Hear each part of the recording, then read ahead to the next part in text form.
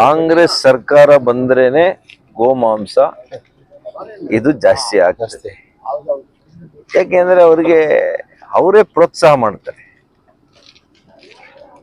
ಇದು ಅವರು ಯಾವ ರೀತಿ ಒಂದು ಕೋಮಿನ ಜನಕ್ಕೆ ಕೇವಲ ವೋಟ್ ಬ್ಯಾಂಕ್ಗೋಸ್ಕರ ಅವ್ರು ಮಾಡುವಂತ ಈ ಕೆಲಸ, ಇದು ನೀಚತನದ ಪರಮಾವಧಿ.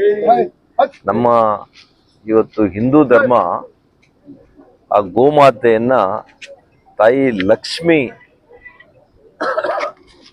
ಹೀಗೆ ನಾವು ಹೋಲಿಕೆ ಮಾಡ್ಕೊಂಡು ಆ ಗೋತಾಯಿಯನ್ನ ಅತ್ಯಂತ ಪವಿತ್ರತೆಯಿಂದ ನಾವು ನೋಡುವಂಥದ್ದು, ಪೂಜೆ ಮಾಡುವಂಥದ್ದು.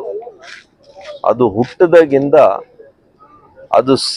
ಅದು ಸಾವಾಗುವವರೆಗೂ ಕೂಡ ಮನುಷ್ಯನಿಗೆ, ಸಾವಾದ ಮೇಲೂ ಕೂಡ ರೈತನಿಗೆ ಒಂದು ರೀತಿಯಲ್ಲಿ ಸಹಕಾರ, ಸಂಪೂರ್ಣವಾದಂಥ ಸಹಾಯ ಮಾಡುವಂಥ ಒಂದು ಮೂಕ ಪ್ರಾಣಿ.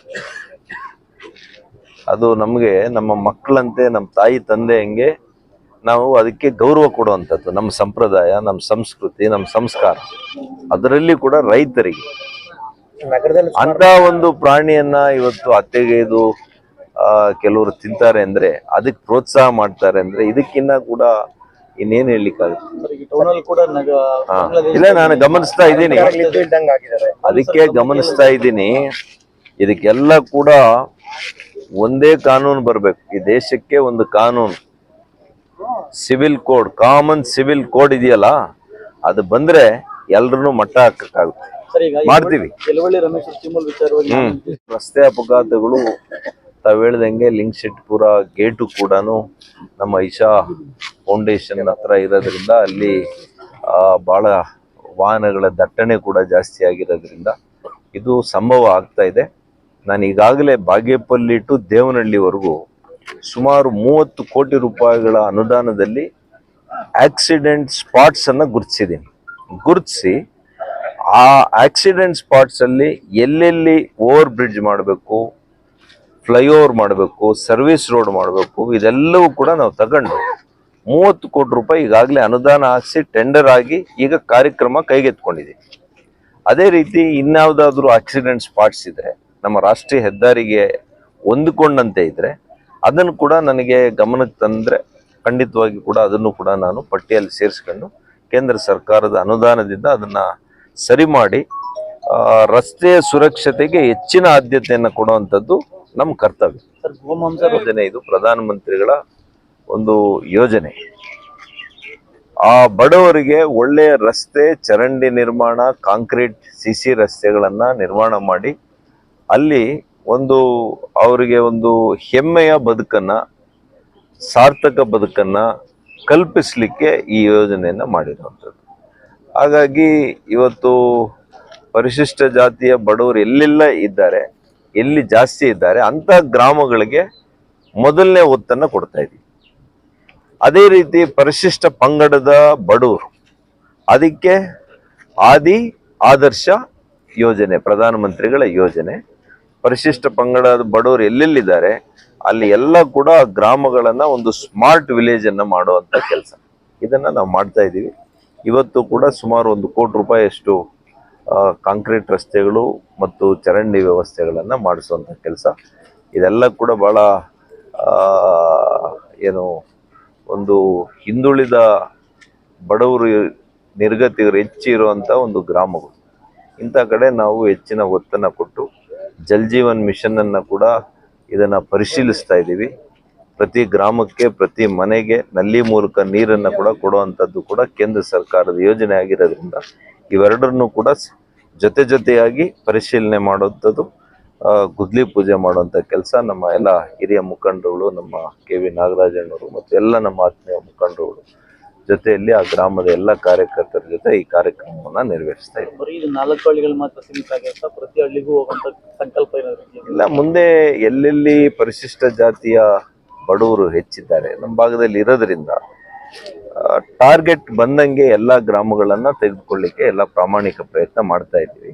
ಇನ್ನೂ ಹೆಚ್ಚು ಗ್ರಾಮಗಳನ್ನು ತೆಗೆದುಕೊಳ್ಳಿಕ್ಕೆ ಅನುದಾನದ ಲಭ್ಯತೆ ಆಧಾರವಾಗಿ ಕೇಂದ್ರ ಸರ್ಕಾರದಲ್ಲಿ ಅನುದಾನವನ್ನ ತೆಗೆದುಕೊಂಡು ಬಂದು ಕಾರ್ಯಕ್ರಮ ಮಾಡಬೇಕಾಗ್ತದೆ. ನಿಮಗೆ ಗೊತ್ತಿದೆ, MP ಲಾಡಲ್ಲಾಗ್ಲಿ, ನಮ್ಮ ಕೇಂದ್ರ ಸರ್ಕಾರ ಒಕ್ಕೂಟದ ವ್ಯವಸ್ಥೆ ಇರೋದ್ರಿಂದ ನಾವು ಹಣ ಎಲ್ಲ ಕೂಡ ರಾಜ್ಯ ಸರ್ಕಾರಕ್ಕೆ ತಂದು ಕೊಟ್ಬಿಡ್ತೀವಿ. ಇವತ್ತು ರಸ್ತೆ ನಿರ್ಮಾಣಕ್ಕಾಗಲಿ ಅಥವಾ ಕುಡಿಯೋ ನೀರಿಗಾಗಲಿ ಆಸ್ಪತ್ರೆಗಳಿಗಾಗಲಿ ಇವೆಲ್ಲ ಕೂಡ ನಾವು ಕೇಂದ್ರ ಸರ್ಕಾರದಿಂದ ರಾಜ್ಯ ಸರ್ಕಾರಕ್ಕೆ ಕೊಡ್ತೀವಿ, ಅವ್ರು ಮಾಡಿಸ್ಲಿ ಅಂತ.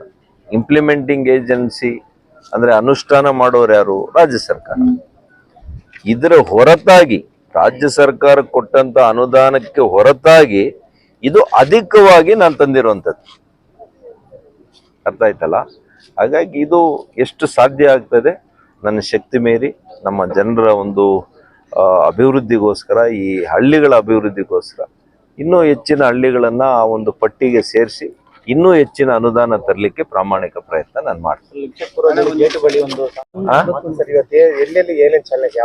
ಇವತ್ತು ಪೋಷೆಟ್ಟಹಳ್ಳಿ ಗ್ರಾಮ ಪಂಚಾಯಿತಿ ಹಾಗೂ ತಿಪ್ಪೇನಹಳ್ಳಿ ಗ್ರಾಮ ಪಂಚಾಯಿತಿ ಈ ಎರಡೂ ಗ್ರಾಮ ಪಂಚಾಯಿತಿಗಳಲ್ಲಿ ಕೆಲವು ಹಳ್ಳಿಗಳಲ್ಲಿ ಬೊಮ್ಮೇನಹಳ್ಳಿ ಇರ್ಬೋದು, ಇವತ್ತು ಗೊಲ್ಲಹಳ್ಳಿ, ಪೋಷೆಟ್ಟಹಳ್ಳಿ, ಮುಷ್ಟೂರು, ಹೀಗೆ ಎಲ್ಲಾ ಗ್ರಾಮಗಳಲ್ಲಿ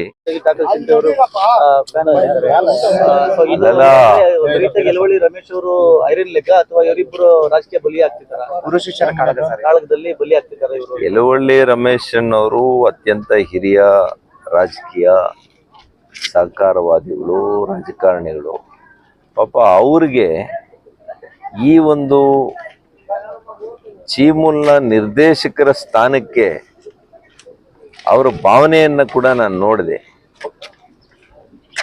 ಅವರು ಅಲ್ಲಿಂದ ಇಲ್ಲಿ ಇಳಿದಿದ್ದಾರ ಅಂತ ನನಗೆ ಯೋಚನೆ ಆಗಿದೆ. ಮತ್ತು ಅವರನ್ನ ಬಲಿಪಶು ಮಾಡಿದ್ದಾರೆ. ಮೊದಲನೇದು ಚುನಾವಣೆ, ಅದಕ್ಕೆ ಬೇಕಾದಂತ ತಯಾರಿ ಇಲ್ಲಿದ್ರ ಕಳೆಯ ಗಳಿಗೆಯಲ್ಲಿ ಅವ್ರನ್ನ ಒತ್ತಾಯಪೂರ್ವಕವಾಗಿ ಅವರನ್ನ ಎಲೆಕ್ಷನ್ ನಿಲ್ಸಿ ಸೋಲಿಸಿದ್ರು ಇವರೇ. ಈಗ ಪಾಪ ಅವರು ಗೊತ್ತೂ ಇಲ್ಲ, ಅವರ ಹೆಸರನ್ನ ತಂದು ನಾಮಕರಣ ಮಾಡಿದ್ರು. ನಾಮಕರಣ ತಂದು 3 ಗಂಟೆಯಲ್ಲೇನೆ ಆದೇಶ ವಾಪಸ್ ತಗೊಂಡು. ಯಾರಿಗೆ ಈ ಸರ್ಕಾರದಲ್ಲಿ 3 ಕಾಸಿಗೆ ಮರ್ಯಾದೆ ಇದೆಯಾ ಇಲ್ವಾ ಅನ್ನೋದು ಜನ ಅರ್ಥ ಮಾಡ್ಕೊಳ್ತಾ ಇದ್ದಾರೆ. ಅರ್ಥ ಆಗ್ತಾ ಇಲ್ವಾ? ಇನ್ನೂ ನಾನು ಬಾಯ್ಬಿಟ್ಟು ನಾನು ಹೇಳ್ಬೇಕಾ?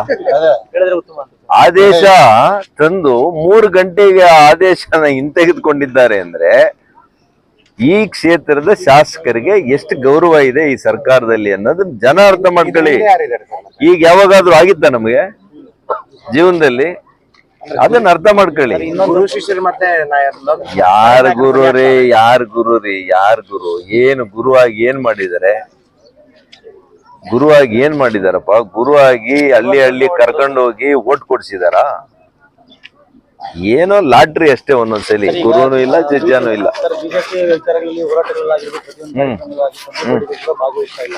ಇತ್ತೀಚೆಗೆ ಅವರು ಬಿಜೆಪಿ ಅಂತ ಹೇಳ್ಕೊಳ್ತಾರೆ, ಆದ್ರೆ